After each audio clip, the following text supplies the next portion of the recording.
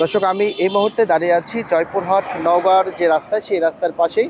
আর এই রাস্তার পাশেই জয়পুরহাট পৌরসভার যত ময়লা আবর্জনা সেটি কিন্তু এখানে ফেলা হয়।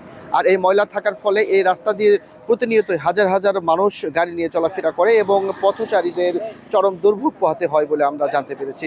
আমরা এই এলাকার আশেপাশের মানুষজনের সাথে কথা বলেছি। তারা যেটি জানিয়েছেন, প্রতিনিয়তই এই আশেপাশের মানুষ যারা বসবাস করে তাদের নানা ধরনের রোগবালাই লেগেই থাকে। আমরা যদি একটু দেখাই আপনাদেরকে যে এই ময়লার ভাগাড়টি, এখানেই কিন্তু জয়পুরহাট সদর হাসপাতাল সহ পৌরবাসীর যত ময়লা আবর্জনা, সেই সাথে পৌরসভার বাসীর যত ময়লা আবর্জনা সেটি কিন্তু এখানেই ফেলা হয় এবং প্রায় ১.৫ যুগ ধরে এখানে এই ময়লাগুলো ফেলা হয় বলে আমরা জানতে পেরেছি।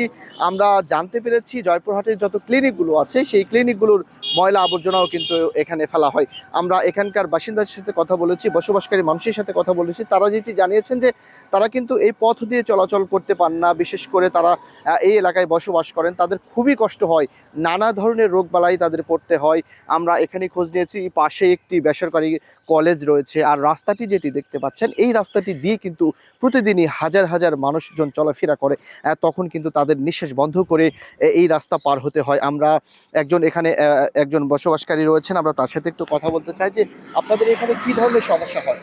আমাদের অনেক ধরনের এখানে সমস্যা হয় ভাই। আমরা এখানে থাকতে পারি না, খুব গন্ধ বাসনা, অস্থির অবস্থা, লোকজন রাস্তাতেও যেতে পারে না, সব সময় খুব দূর দূর করে, অবস্থা খুবই খারাপ। আমরা এখানে বসবাস করতেই পারি না, দম বন্ধ হয়, আসার মতো হয়। আমরা তো বাঁচার মতো ইচ্ছাই আমাদের থাকে না, সময় সময় এরকম মনে হয়। তো আশা করি আমরা এখান থেকে যদি এই জিনিসটা সরানো পারে, তাহলে হয়তো আমরা কিছুদিন হয়তো মারামাসে একটু বাঁচতে পারবো।